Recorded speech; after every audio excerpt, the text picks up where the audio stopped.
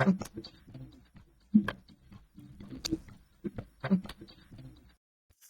right, welcome to the Art of Intelligence, where we decode the future of AI one story, one use case, and one bold idea at a time. I'm your host, Barlas UJ, inviting you to join me and industry leaders as we explore how artificial intelligence is reshaping our world, from the boardroom to the classroom and beyond. Whether you're an innovator, a skeptic, or just AI curious, this is your front row seat to the real conversations and practical insights behind the buzzwords. Let's paint the bigger picture together. Well, thank you for joining us today, Dan. It's a pleasure to see you on the podcast. It's been a minute. We've met a couple of times over the years in past lives. And Dan is the CEO of Spark CX, a company focused on customer experience. And I'll let Dan get into that a little bit more.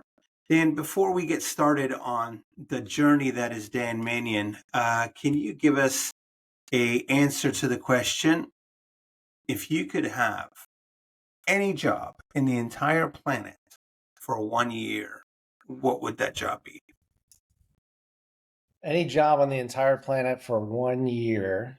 Can I say lottery winner? Yeah, if that's what you want. I don't know. You'd have to only have it for 1 year, but yeah, that sounds like a good one. That's fine, but I think in that year I'd be able then to explore many, many different jobs, many, many different passions, and then hopefully find the path that makes the most sense for the next, whatever long chapter of my life, since I am only 30 years old. Yes, me as well. This is all from malnutrition growing up. Yeah, that's excellent. So, Dan, just to give a recap of how we know each other, I met you when you were running the marketing over at Armor Security, Chris Drake's company, and then saw you move on over to AWS, and I followed suit a couple months later. But can you give us a little background on what you're doing right now and the life and tribute, trials of Dan Mannion? And don't Sure. forget the part of Europe and your dad bringing you up there. That's a really interesting part. So 30 years in the technology industry, always in the software side. I actually started my career as a technical recruiter on Wall Street. Did not know that. The reason I did that is because they had a 6-month training program to teach you everything about sales, software, hardware, networking, et cetera, so that we, these fresh, young 22-year-old kids off of campuses around the country, could convince. So 8 years ago. Yeah, exactly. Could convince senior engineers to, leave Merrill Lynch and go to Goldman Sachs or do whatever. And that is the organization, as I was living in Manhattan in New York City, that actually gave me the opportunity to come down to Austin, Texas. So I've been now in Austin, Texas for 30 years. I've done 5 different software startups. I had a 10-year stint at Microsoft, both 5 years running domestic businesses, 5 years running international businesses. And then, as you alluded to in the opening, spent the last 6 years at Amazon Web Services. And it was actually through that experience that I started to get into the customer service, customer experience space. I was running partner sales for the state and local government and education verticals. And when the pandemic hit in 2020 and COVID sent everybody home, it turned out that was hugely problematic for that customer base because their contact centers, and they have lots and lots of contact centers in that space, their contact centers generally had hardware-based technology that was tied to a building that nobody was allowed to go to. And so we started receiving calls literally the 3rd week of March saying, hey, can you guys spin up a virtual contact center using that Amazon Connect stuff? And I said, great, what's an Amazon Connect? And so I didn't even know we had these technologies at AWS. And it turns out Amazon.com, the e-commerce side of the company, they went into the market back in like 2014, 2015 to see if there was technology that could support their 17 call centers around the planet, and realized that people just had not built or architected for the kind of scale that Amazon.com was experiencing. And so they did what Amazon does. They innovated, and then they eventually released a suite of services to the AWS customer community under this umbrella name called Amazon Connect. And today, these technologies run 17 call centers for Amazon.com. They handle 1 billion customer contacts a month, and on Prime Day they handle 1 billion customer contacts a day. So really Wow. technology, and there are now tens of thousands of customers using this technology around the world. But you do need to have certain skill sets in order to stitch all those wonderful services together to deliver on that wonderful promise. So through that experience, we got very excited about opportunities that we saw in the contact center space, which eventually led me to deciding to leave. I left the company in May of 2024. We officially launched Spark CX on July 8th of last year. So we've been at this a little over a year. I've raised about $1.5 million from friends and family, and are excited to start to build the next chapter of this company. Wow. What a journey. And It's how's been fun. dad doing? Dad's doing great. He's 85 and still kicking it up in Connecticut, living his best life. And he gets down here 2 to 3 times a year to spend some time with his grandkids. Although that's going to change as I just shipped one of my oldest, my daughter Kira, off to college. She's at Belmont University in Nashville. So we'll have to figure out how to get Dad around the kids in the future. Oh, that's awesome. You know, have you ever heard of the auto train from Washington, D.C.? No, what is that? So if you live in the Northeast and you want to get south really fast, you can get in the auto train, which is in right outside Washington, D.C., and you drive your car right up to it at 2 o'clock in the afternoon. They load your car onto the train. You get either two fully reclining lie down seats to yourself with a table, and they give you dinner and breakfast. Hmm, And basically, you're on this train from 2 till 9 a.m., and it drops you off right outside Orlando. So saves you the driving overnight. Don't have to pay for a hotel, pays for your food, all that stuff. So that might yeah, be a good one for dad to and then it's only a couple hours to Nashville from there. I'll have him check it out. How much does that cost? Any idea? Yeah, it's like for the train with the car, I think it's $200. If you want to go a little more expensive and get like a basically a cubby hole where it's a bed and a pull down bed and two chairs underneath it. It's like, I think 280, 300, 350 Hmm, maybe. And then if you want to have an entire room to yourself with your own bathroom, then it gets a little pricey, like 600, but that also sleeps four. So interesting. That's cool. No, I hadn't heard of it. I'll check it out. yeah, it's pretty cool. I really enjoy it. Um, so Dan, you started off your career with the Wall Street technology. What made you want to get into technology to begin with? Like, what was the love? I mean, you could have been gone into government and gone and been a ambassador to France, or you could have gone into anything. What was the drive into technology? Yeah, well, actually, my journey started out thinking I was going to be a surgeon. So I was pre med in the honors program at Penn State, where I did my undergrad. And 2.5 years in, this open heart surgeon came onto campus, did a presentation video of a surgery that he had completed, and then stood around afterwards for questions. I walked up to him, shook his hand, said, "Hey, man, you really enjoy what you do?"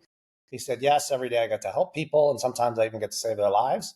And then I looked at him and I said, "Yeah, and the money's good too, right?" And he looked me dead in the eye and he said, "Son, if you're going to do this for the money, you need to do something else with your life." And that was a turning point in my career. This is midway, but through my junior year, and I'm full on biology and chemistry and all the classes, and trying to figure out how to get to med school. And I pivoted, and I said, I got to figure out something else to do. So I went to my guidance counselor, said, "Hey, how I'm paying for school, and I need to get out of here in 4 years. I don't want to take extra semesters. So how do I get out of here? What can I graduate with?" And she's like, "Well, what school do you want to graduate in?" I said, "How about business?" So apparently, I want to figure out how to make money. She said, "Yeah, based on your prerequisites, you can get out of here with a marketing degree." And I said, "Well, can I keep my psychology classes as well? Because I really enjoy that." So I graduated with a marketing degree, a bachelor's in marketing, and a psychology minor. And as I was trying to figure out what the heck I'm going to do with this new course in my life, they gave us this new thing at the computer lab called an email address, and Hmm, loaded this other new thing called Mosaic web browser so you could surf what was called the internet. I And I said, remember. huh, there's something here. And so I didn't want to go into finance. I had never taken a computer science class, but I knew this internet thing was going to be quite explosive. So that's where I had found the opportunity to join that company, Pencom Systems, as a technical recruiter to learn about sales. But more importantly, I wanted to learn about the software, hardware, and now internet industry.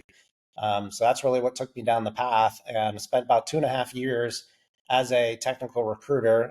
They're the ones that moved me down to Austin, and I started placing these software engineers in these really hot startup companies here in the Austin area. And overnight, these guys were becoming millionaires. Their companies were going public, they were getting acquired, and I would call Was them this up and in I. 2000? This was leading up to 2000, so this was in 95 to 98. And it was in 98 when I said, I can't just sit on the sidelines and watch all these other people get rich. I got to go figure out how to get into this game. So, talked my way into my first software sales job at a company called iChat.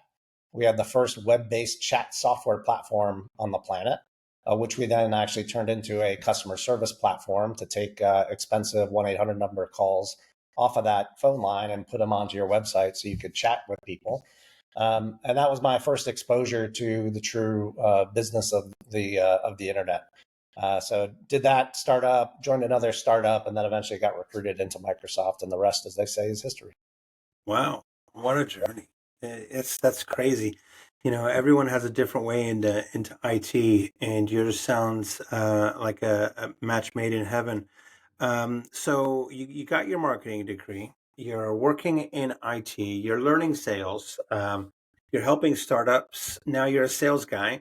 What got you moving more into the IT marketing side of it? Were you just tired of a monthly quota, or you were just more of a just love of marketing and promotions? No, I mean, I've always wanted to understand all the aspects of go to market.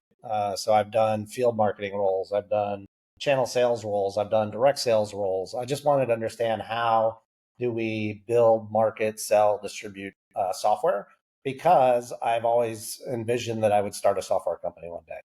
And so if I didn't understand all those different aspects, I felt like that was just a miss and I wouldn't be as good of a CEO as I possibly could.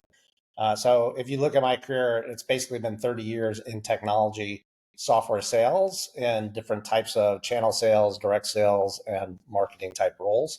The one thing I can't do is I can't code. Can't write a lick of code. Don't know how to do it. Don't want to do it, but I can recognize good talent and find high quality people who can do those jobs. But now you don't have to with AI. So, That's a bit of a misnomer. oh, tell me more.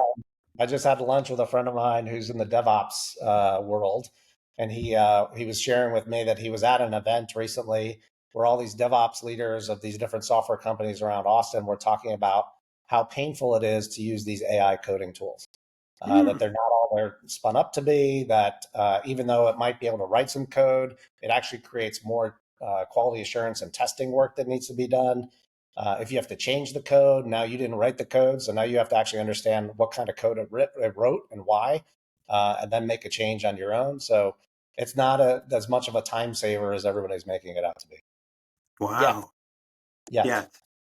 So the hype is not able to follow through with everything that these developer startups are necessarily saying. So I can see that. That's not something that is invisible. Even when you're using ChatGPT or Perplexity Pro or any of these, you can, if you're not rechecking your work when you ask a question and it gives you some kind of answer and you're not reading it, you're going to be in for a little bit of trouble because it's not exactly perfect. It gets you about 80% there, but you got to understand that 80% that it did, so that 20% doesn't take you. That's right. Um, I'm really curious as to Spark CX. Like, you have how'd you come up with a name? Yeah. Um, what brought it about? Is this been like you said that you learned all aspects of the business so you could start your own company one day, and you did all of these different things in direct sales, indirect sales, marketing. Have you just been a straight line heading to Spark CX since you were like 22 years old, or how did this come about? No, no, I don't think there are straight lines in this world. Fortunately or unfortunately, it makes more fun when it's not a straight line. Well, I always had the desire. I made a couple of runs at trying to start companies in my 20s and my 30s, early 40s, et cetera. And it just didn't come together. It wasn't the right team. Maybe we were too early. Maybe we just couldn't get the funding we needed, the support we needed. So I've always been thinking about the opportunity to build software to go solve an interesting problem, and have been at it in a couple of different industries, a couple of different problem spaces. The way Spark CX really came together is going back to that, that Amazon Connect experience. When we worked with all those contact centers, we got to really understand how contact centers operate. And one of the disturbing, but also, I guess, logical patterns that we saw was contact centers don't know why you contact them at scale. So when you call 1-800 and they say, this call may be recorded for quality and training purposes, that is complete lie. Nobody's listening to those phone calls because it would cost them way too much money to hire all the humans to listen to the tens of thousands of calls that a contact center gets on a monthly basis. And so what they do is this thing called 1% to 2% call sampling. And so they have a small quality assurance team that will randomly pick 5 or 6 calls from each agent's portfolio of 400 calls that they did that particular month. They'll listen to those 5 or 6 calls. They'll write some notes down. They'll hand it to the agent. They'll say, "Do better here," and this was a great job. The challenge with that is the CX leader, the person who's actually running the contact center, if they try to make decisions based on that data, that is a statistically insignificant amount of data to make decisions on. So they have no idea who's going to be calling them next month, or what they need to be coaching their team on, or what training they should focus on, because they just don't understand why all these calls are coming into the contact center.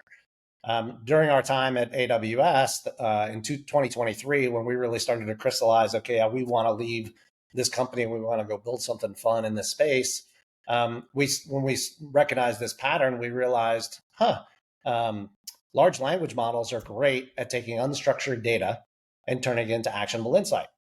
Contact centers have massive amounts of unstructured data in the forms of calls, chats, emails, etc. So we went with our technology co-founder and asked him, hey, do you think we can use a large language model to actually ingest 100% of these calls, 100% of the emails, 100% of the chats, and really get an understanding as to how this contact center is operating? And the answer was ultimately yes. And so we actually launched the company. We left in May. We officially put our website out there on July 8th of last year. And the large language model we've been building our system on was only released in March of 2024. So we're a very new, very cool, innovative company using technology that was literally released 3 months before we actually launched. Wow. So having that launched 3 months before you guys launched, what has been the biggest challenges that you guys have faced leading Spark CX, especially in the AI-driven CX market today? Yeah. The biggest challenge has been now contact centers have always wanted to solve this problem because they recognize that it's hard to give good customer service if you can't anticipate what your customer is going to be calling you about. And so there's been a space in the market since 2005 called speech analytics. And now speech analytics was using a machine learning algorithm that a vendor would provide to you, and then you would have to bring your call data and train their algorithm. And that would take a lot of manual work for 6 to 12 months before you would get any kind of valuable information back from this machine learning algorithm. And then if you, say, God forbid, released a new product or launched a new service or anything like that, you'd have to bring that new information to the machine learning algorithm and constantly continue to train it. So because it was so manual, because it was so painful to maintain, and the accuracy would ultimately drift, that was a very small percentage of contact centers in the US actually adopted these platforms. But the platform still exists. There's still a number of companies that have been trying to make a go at this and make it work. But if you look at their business models, it's largely services driven with some software revenue, as opposed to our business model. Because we're building on a large language model, we're 100% software revenue. And we do very little in services revenue because you don't have to train a large language model. It's already been trained by the billions of dollars that Amazon and Anthropic and all these companies have invested to train these large language models on the corpus of the internet. So we can be, time to value for us is much different. We can be live in 5 days, whereas these other companies, it takes them a year to get live. But then to answer your question more directly, the biggest challenge is cutting through that noise and helping people understand the difference. Hmm. And you said you guys are a software, not a SaaS, correct? We're SaaS. We're SaaS, Oh, 100% SaaS. Yep. 100% SaaS. Fantastic. So, do you guys track trends for uh, customer service, call centers, things like that within the data, even though it's disparate data? Do you track the trends and then are you able to give that data back to customers? No, and we're not really at a high enough volume today or deep enough in a particular vertical where we'd be able to do that analysis and have any kind of, real thought leadership in that particular space. That is a long-term desire of ours, is to start to dominate a vertical like retail and then be able to become a thought leader in that vertical and talk about some of the trends, anonymizing the data and talking about how retailers are either successfully or unsuccessfully serving customers. Well, this sounds like something that's very much needed. I didn't know all the details of customer service. I figured that every time it says, "Oh, we're recording you," that there's someone that's going to be listening to my conversation, every single one. But thinking about it, that's not really possible. Um, but then you're thinking about all of the innovations with AI, and you're thinking somebody must have made this so that AI can listen to every single call and put it into a bucket and set it up for, the next call, or watch the trends on, okay, Christmas calls are going to start coming in November. We need to do that. And then the returns are going to start on December 15th. We need to start getting ready for that. And yeah, interesting stuff. Yeah. I wouldn't mind switching over if you don't mind. I'd love to get your thoughts on the article that I wrote today. I know it just came out a couple hours ago, so it's not something that you probably had time to read. But with your experience with government, local, state government in the United States when it comes to AWS, I'd like to ask you what your thoughts are on, and I don't mean to bring this up without talking to you before, but what are your thoughts are on the Albania situation where they have made their healthcare minister an AI. So, just to give you a little background, the government of Albania has decided to make an AI program their minister of health. They're calling it like Delilah or Dali or something like that. Anyway, Hmm. um, and the reasoning is they're making it so that those hard, influenceable decisions for government that normally might be influenced by one lobbyist or a commercial aspect for, let's say, building hospitals or choosing a different drug is made by an AI that has no interest in money or any kind of influence being made on them. Hmm. What are your thoughts are on that? I would say at this stage of AI, it's a terrible decision. Humans hallucinate, and so does AI. There's actually a really good article written by the researchers at ChatGPT as to why AI will never stop hallucinating.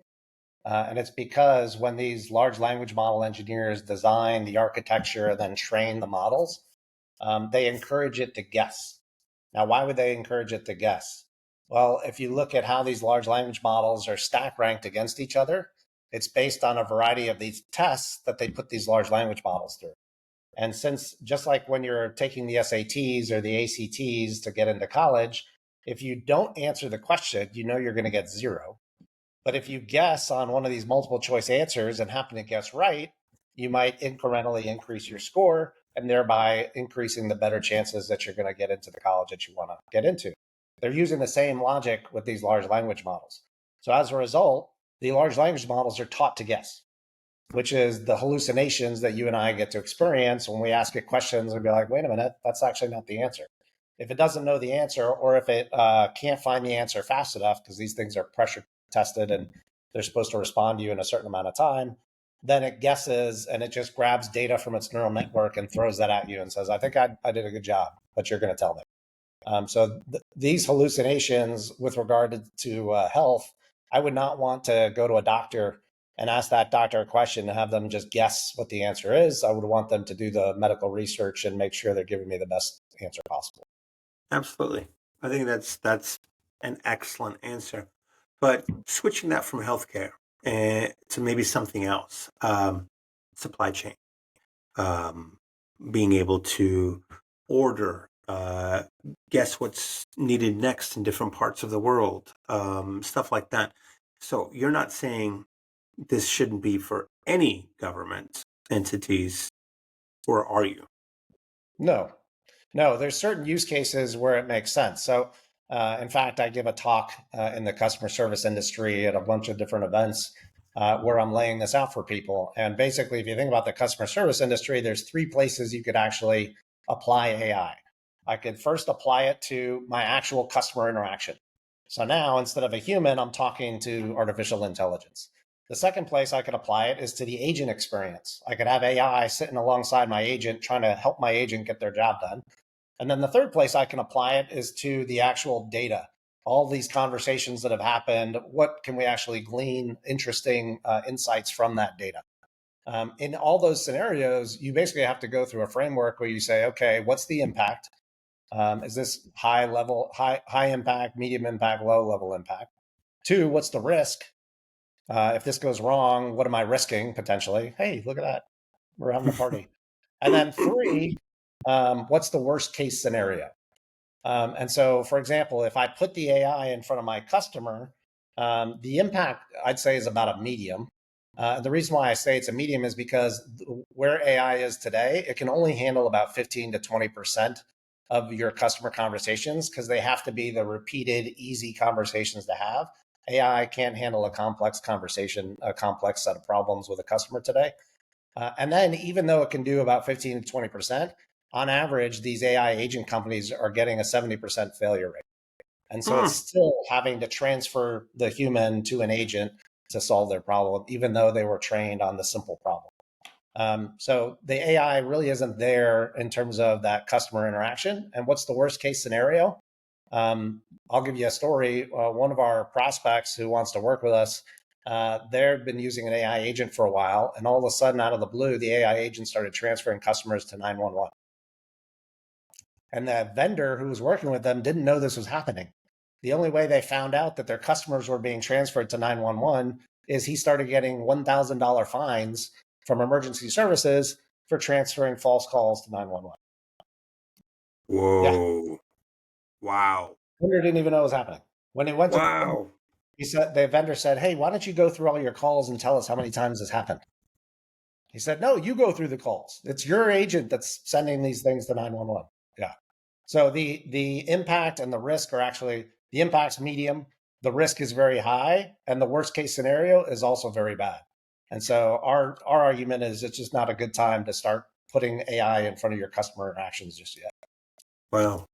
Wow. That's interesting because you want to believe the hype, right? Like you want to believe that AI is going to handle all your calls, and you start second guessing even when you're talking to customer service reps. You're like, is this person an AI? I don't know. Like the AI has gotten, when you watch all those deep fake videos, or you're watching these videos where they've created like these actors that have never been in the screen together, and all of a sudden they're making movies. You're like, this Mm-hmm. seems so real that you're talking to customer service, and you make that wonder, like, is this person a real person or are they AI? But you're right. There's many chat AIs that I've talked to, even in the last couple of weeks, that you're like, I really need this information. And you think it should be pretty simple. I need this. Can you go get it? And they're like, do you want this? No, that's not what I wanted. Can you get me this? Nope, that's not what I wanted either. And then finally, the third time it says, we're going to get you a live agent. And Mm-hmm. it just, you sometimes feel like we're farther along than we really are. But, you Well, the know, demos are great.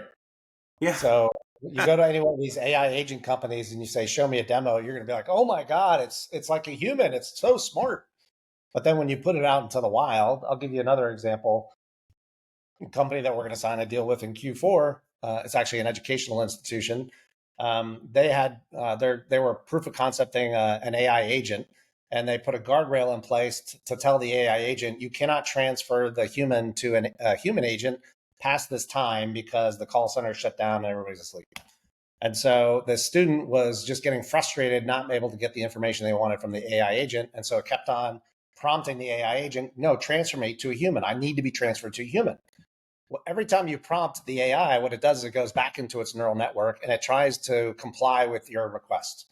In this particular case, after going back and giving the same information and getting more prompts to do the same thing, the AI decided to do something pretty novel. It actually invented a new personality, named it Jim, changed its voice, and then transferred the student to Jim, even though it was still the AI system. Whoa.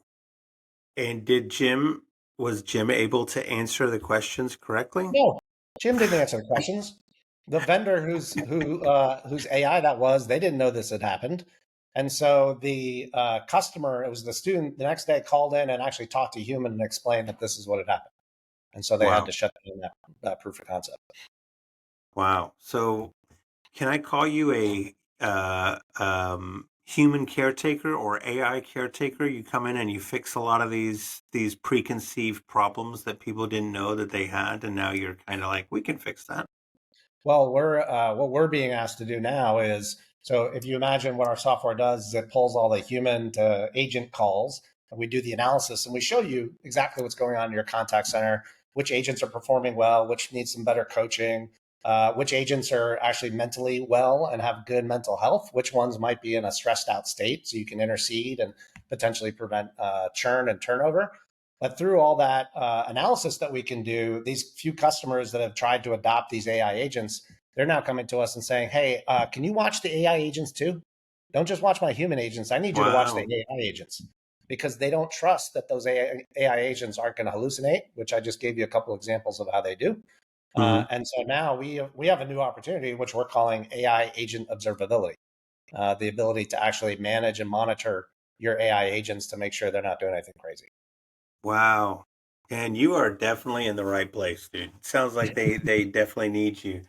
I heard of back in the day, 10, maybe 12 years ago, I was talking to a company that listened in on call center phone calls, and what they would do is they would be able to tell you the emotional IQ of, or emotional Q, however you say it, of the phone call for prisons, and Mm-hmm. they'd be able to tell you whether or not the person sounded like they were suicidal, angry, whatever, and then that would dump the call into somewhere else for secondary review. It seems Mm-hmm. like things have gotten a lot better, but also the hype has caused it to overshoot what really is available. Yeah, for again, it depends on the use case, right? What AI is great at today is taking unstructured data and turning that into good insight. What it's not very good at is having a conversation with a human and responding in a way that we would expect because it just hasn't been trained and done the reinforcement learning on that aspect. If you think about the training data, it's the training data is just written text. So AI still doesn't even understand the physical world. There are companies that are out there, they're startups that are trying to teach and they're trying to train AI on physics so that eventually you can put AI into a robot and the robot can move around in a three-dimensional space and understand how to react to certain things. But today, these AIs were trained on two-dimensional data. And having a conversation that's very dynamic with a human that can be unexpected with accents and all the other things that go along with it, just not good for that yet. Yeah, I wrote an article last week on that on cultural IQ. Being able to understand accents and cultures, delivering information in a way that people can understand based on their culture. How you deliver information in Japan is very different than how you deliver information in the United States. In Japan, they don't want any kind of percentage calls, or this is a possibility at 3% or 10%. They want to tell you, like, yes, you have this, or no, we don't know yet. Um, where in the United States, we're used to, yeah, this possibly could be this, or there's a 40% chance of that. There's different ways of giving information in different countries. So AI is going to have to learn those things. Um, and I didn't want to go down this path, but I think that this conversation might warrant it. What are your thoughts on AIs that are not necessarily AIs, not artificial intelligence, but synthetic intelligence, where the difference being synthetic intelligence doesn't get its information from those two-dimensional codes. They get their information from self-learning. And so they go across the internet and don't have any kind of borders. growing, growing, growing. And they're the menace that we're all thinking of in Terminator and things like that, becoming Mhm. self-aware and going off. What are your thoughts on the synthetic AIs or the possibilities of synthetic AIs? Like you're talking about the two-dimensional information going in. Do we want AI to stop doing that two-dimensional information coming in and learning things on its own and making its own decisions? Well, they're already doing things like AI, doing reinforcement learning for AI. So that used to be all human based with these large language models. So now they're using smaller AI models to do reinforcement learning to the larger models. I think it's inevitable that we're going down that path. The question is, how big of a supercomputer data center are you going to have to build to get the number of nodes that you need that's going to operate as if it's a human intelligence? One of the really interesting things to think about is go chat GPT. How much energy does it take to run this human brain, the brain power, and then look at how much energy it takes to run one of these data centers, and it's orders of magnitude larger. Like our human brain is still so much more intelligent and still so much more energy efficient than any of these large language models that have been built. And until we start solving those problems, like price performance, like how much energy is actually required in order to run these things, we don't have to worry about any kind of synthetic intelligence that's going to take over the world and destroy humans. Wow, great answer. I'm going to pivot just a little bit more. I'm going to have to let you go here in a minute. But with 25 years in tech sales and business development, and still being 30, um, what advice do you have for leaders going through this digital transformation? Use it. So we just had an event in Minneapolis on Thursday, actually. No, Friday morning. And we had a great panel discussion. And the first question I led on the panel discussion is, how are you using AI in your personal life? And it was really interesting to hear. We had three panelists. One panelist is like, I'm not. I don't care. I don't want to do it. I don't want it to be part of my life. Another one said, I use it every day and I can't live my life without it, and gave several use cases and examples about how they use AI in their personal life. And then the third was kind of right in the middle. The point is, especially if you're in the technology industry, you've got to understand this and start to imagine the use cases that are going to make sense for your company, for your organization, because it is going to be a productivity accelerator. And if you don't, if you stick your head in your sand and you pretend it's not going to happen, then your competition is going to out productivity you. So my first recommendation is always use it. Start playing with the models, ask it questions, get the little apps on your phone, talk to it while you're in the car. Just explore different use cases and ways of integrating it into your life. And the more you use it, the more you'll start to uncover these really novel, fun, and productive ways that AI can actually enhance your life. I'll just to give you a personal example. I love the Gemini models. So I'm using the Alphabet or Google, depending on who you want to name those Gemini models. And one of the models that they have is called Deep Research. And Deep Research was basically if you do academic research on a campus and say you're funded by the campus or you receive like federal funding, National Science Foundation, what have you, there is a process that they're trained on how to do academic research in order to make it as efficient and effective as possible. So what they did is they took that process and they trained this model called deep learning on that research process. So if you ask it a complicated question, and in this case, my son, who's 16 years old, he's a very good soccer player, plays at the highest level here in the state of Texas, and he wants to start to look at colleges and see if he can play in a Division I soccer program. And so I started to type this prompt into Deep Research, and I said, "Hey, I'm a 16-year-old student in high school playing soccer. I'm trying to figure out how many D1 college programs are out there and how many scholarships are available for D1 soccer players to select from. What are the training regimens and some of the standardized fitness tests that I would have to exceed in order to play D1 soccer? What are any of the regulations that I should know about in terms of talking to coaches, communicating, et cetera, et cetera?" And just through all this stuff at Deep Research, it went out and spent 15 minutes doing all this research, came back with a 30-page plan on how you get noticed and recruited into a D1 Wow. college soccer program. And then the last 3 pages were all of the website references where the data point that it put in the plan is referenced, so you can actually go to that reference place if you want to learn more. That sounds better than Perplexity Pro. It's amazing. I love it. I'm going to have to try that out. We're coming up on the end of the call, but I would like to ask you the question, why we're actually doing this podcast. And as you know, when we talked about this earlier, it's, a unique AI use case that you've either seen, you're currently doing yourself, or you see, somebody doing, or what you would like to see in the future. Do you have one of those for us for this podcast?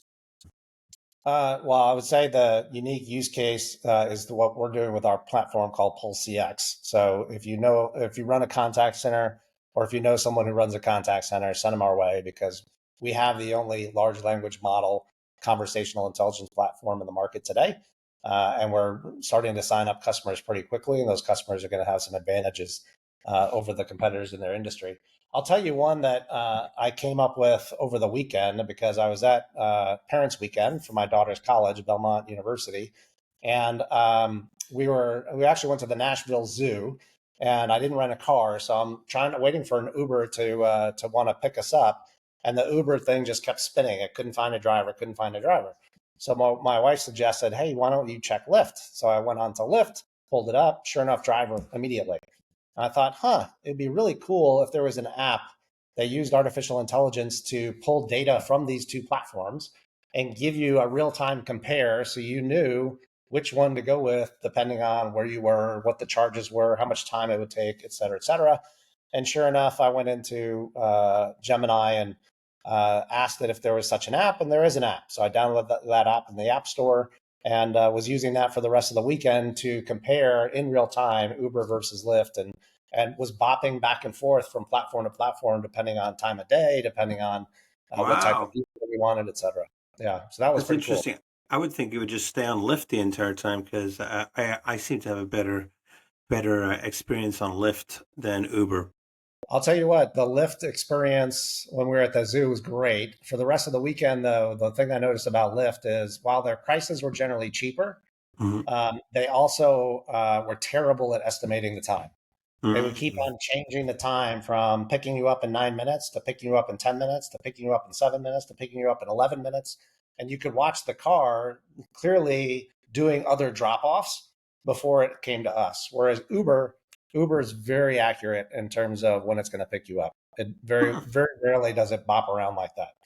So there were several times where I just canceled the Lyft trip and I went over to Uber and was able to be picked up in 5 minutes. I paid a little bit more, but that's what you do for convenience. Wow, that's fantastic. I'm gonna have to try it out. What was that app that you found? I was afraid you were going to ask me that. I'm going to have to pull out my phone. Hold on. It's called Obi, OBI. I don't know if I'm pronouncing that right, but Obi, Obi, like Obi, Obi-Wan Kenobi. Nice. Obi-Wan Kenobi. There you go. I didn't even get that reference until you said it. Of course, you're Mr. Star Wars. So. I am Mr. Star Wars. That's very true. Dan, thank you so much for the time that you spent with us today. We're gonna throw this podcast up. This podcast is going to be up on Spotify, on the website, on LinkedIn newsletter, and on Apple and YouTube. So if Awesome. insights like these are sparking your curiosity for the future of AI and technology leadership, don't miss out on what's next. Dan, thank you so much. You're very welcome. I enjoyed it.